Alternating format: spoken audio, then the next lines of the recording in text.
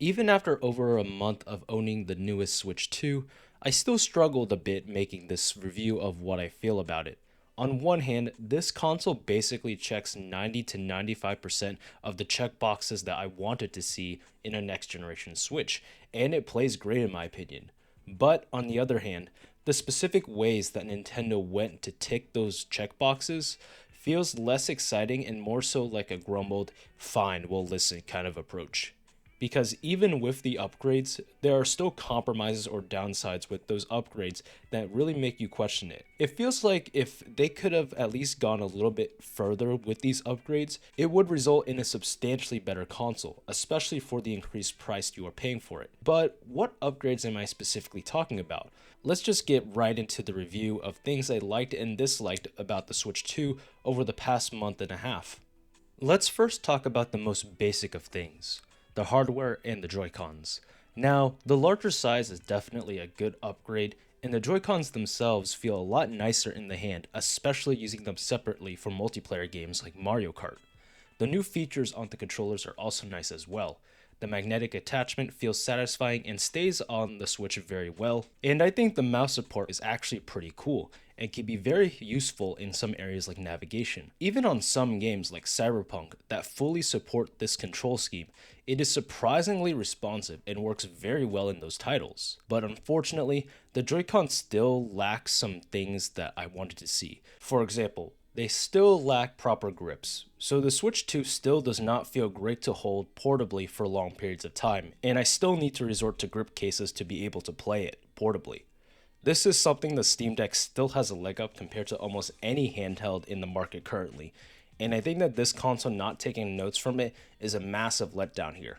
Another thing is that these Joy-Cons could also potentially suffer from stick drift, despite the massive controversy about it during the original Switch 1. Now, at the very least, Nintendo is still offering their free Joy-Con replacement for stick drift for the Switch 2, which is really good to see. But when you're paying almost $100 for a pair of them now, I feel like at the very least there shouldn't be many compromises, especially from the durability standpoint.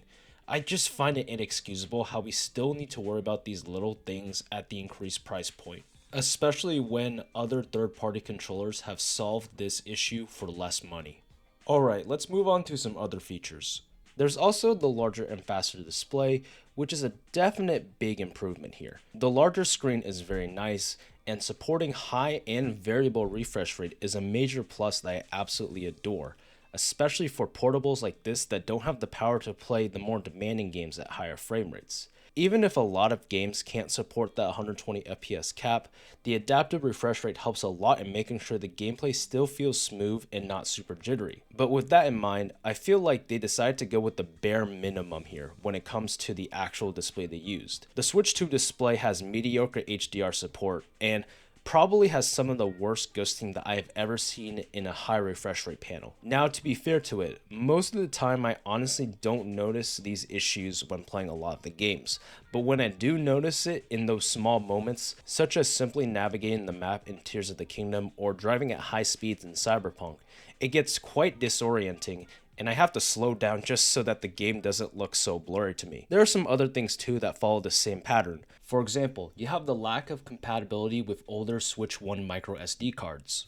which, while makes some sense given the drastic speed improvements of the newer Express models, make it so that you can't just reuse your existing Switch 1 SD cards to play backwards compatible Switch 1 games that won't benefit much from the extra speeds. This is something that the PS5 and Xbox still allow you to. You can still use your external drives just fine, you just can't play those newer titles. I can talk about other areas, but I hope you guys understand my point here. These upgrades in theory are great and necessary for a hybrid console in 2025. But the way Nintendo has executed them leaves a lot to be desired in my opinion. Now, it's not all bad though, and there are two key areas where I think the Nintendo Switch 2 will shine with almost no major downsides. One area is the drastically improved performance. It is a noticeable upgrade compared to the OG Switch, which was already outdated at the time of its release. Games load significantly faster, and a lot of the Switch 2 versions of games have been great massive improvements, and with Nvidia's hand on the architecture, it supports the Nvidia suite of DLSS to help the system run more intensive games. Playing the Switch 2 update titles is a complete night and day difference. No Man's Sky actually looks a lot better than its last gen counterpart, and Tears of the Kingdom feels much more snappier with that higher frame rate and added details. This sort of performance upgrade is of the wow factor that we really haven't seen in a long while, so it's definitely a good thing. Really, the only true downside on this performance is the battery life, but to be completely honest with you, that is more so on the fault of the thinness of the device rather than the chip itself, as the actual chip is surprisingly quite power efficient. The battery inside is just too small to power the hardware for long periods of time, but at the very least, the battery life itself is actually quite comparable to a lot of modern handhelds today. The other area, and most important, are the games. Now, there admittedly hasn't been a lot of Switch 2 launch titles that take full advantage of the hardware, with Cyberpunk being the main exception here. However, in due time, and like its older brother, the strong library of games, especially first-party ones, will grow and be the key reason why many will want this system.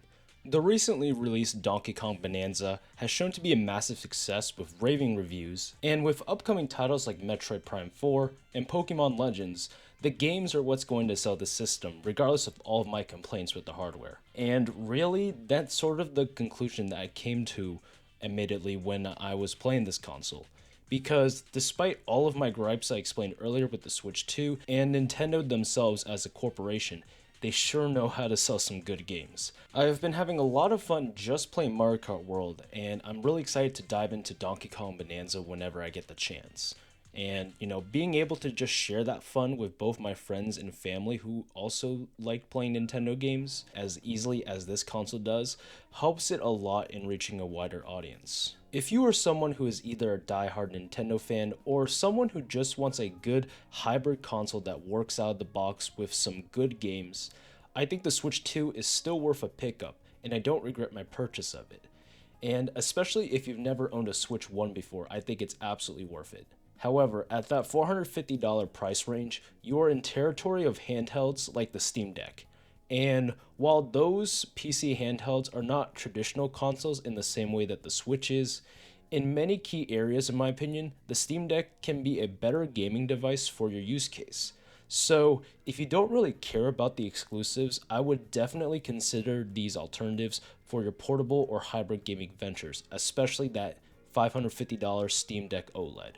So those are my thoughts on the Switch 2. Overall, I don't regret my purchase, even though I wish it was a little better. Hopefully you guys enjoyed. If you did, make sure to leave a like, and I'll talk to you guys later.